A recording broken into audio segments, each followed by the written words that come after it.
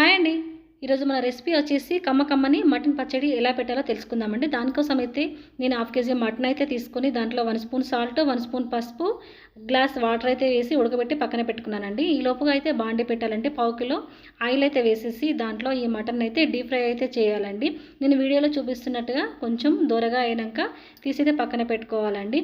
ఈ లోపుగా మనం అదే ప్యాన్లోనైతే 1 స్పూన్ దాకా అల్లం వెల్లుల్లి పేస్ట్ ఫ్రెష్గా నూరిందైతే వేసుకోవాలండి. అల్లం వెల్లుల్లి పేస్ట్ వేగేలోపు అయితే ఇప్పుడు మనం మసాలా అయితే ప్రిపేర్ చేసుకుందామండి. దానికోసం అయితే చెక్క, లవంగాలు, ఇలాచీ, స్టారు, జీలకర్ర ఇవన్నీ వేసి అయితే మిక్సీ అయితే పక్కన పెట్టేసుకోవాలండి.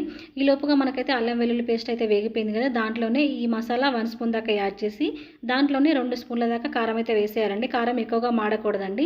ఇప్పుడైతే గ్యాస్ అయితే కట్టేసి దాంట్లోనే మనం వేపుకున్న మటన్ పీస్లు 1 స్పూన్ దాకా సాల్ట్ అయితే వేసి అది పూర్తిగా చల్లారిన తర్వాత 2 నిమ్మకాయలు అయితే పిండుకొని స్టోర్ చేసుకుంటే అంతేనండి.